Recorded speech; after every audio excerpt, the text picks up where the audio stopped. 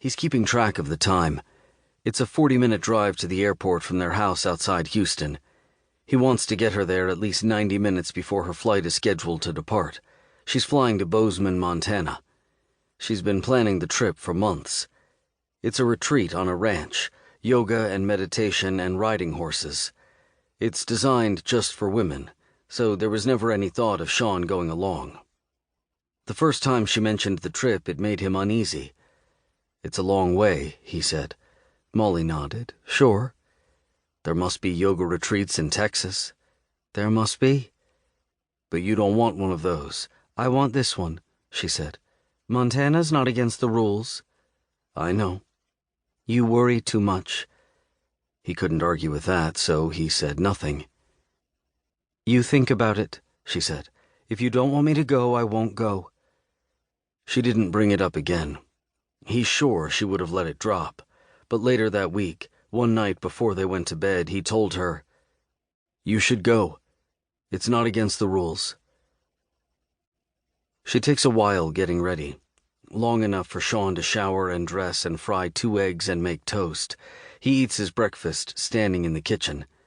She's already had hers, fruit and yogurt. She left him a bowl of grapes. He eats some of those, too, carrying the bowl into the bedroom. He lingers there, leaning against the oak dresser at the foot of the bed. It's long and low, 6 drawers in 2 rows of 3. It's the first thing he made when he and Molly moved into this house. Molly is in the bathroom fixing her hair. Sean watches her in profile through the open door. She's dressed casually for her flight, jeans and a sky blue sweater. She's taking a final look at herself in the mirror, and the palm of her right hand comes to rest on her stomach, just above the buckle of her belt. It only stays there for a moment, but Sean sees it. It's a gesture he remembers.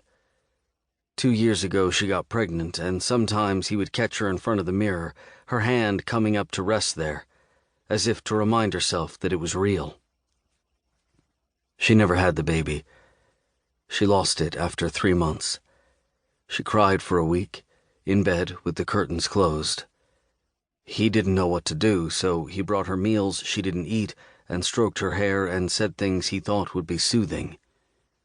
Eventually the crying passed. Now he wonders if she's pregnant again. They haven't been trying, but they haven't been not trying. And if she is, he wonders if she'll tell him or if she'll want to wait. She turns her head and catches him watching her. Her lips part as if she might say something, but she doesn't. She's quiet on the drive to the airport. The traffic is mild. He pulls up in front of the terminal and gets out to lift her suitcase from the trunk, kisses her and holds on to her. She draws back to look into his eyes, and he can see that she knows what he's thinking. "Let's not get ahead of ourselves," she says softly. He keeps hold of her a little longer. "Okay." He watches her walk in, the suitcase trailing behind her. The glass doors slide open to admit her and close again when she's gone through. When Sean arrives back home, he leaves the car in the driveway and raises the garage door. The garage is designed to hold 2 vehicles, but half of it is given over to his workshop. A long bench holds the pieces of his latest project, an armoire he's building for a dentist in Houston. He puts on some music, The Strokes' Is This It?, and gets to work. The armoire is based on an 18th century design, but he's modernized it, made the lines cleaner. There's trim on either side of the doors that's meant to resemble tall, stylized pillars. There are 2 drawers at the bottom, each with a diamond-shaped ornament on its face. Today he's working on the feet for the piece. They're broad and rounded at the bottom and narrow at the top. He turns them on the lathe, starting with blocks of cherry and cutting away everything that doesn't belong. It takes patience to make them match. He works until the early afternoon. When he stops, it's because he's feeling restless, and he realizes he missed his usual morning walk. He closes the garage and drives out to Bear Creek Park. The park covers 2,100 acres, 15 miles west of Houston.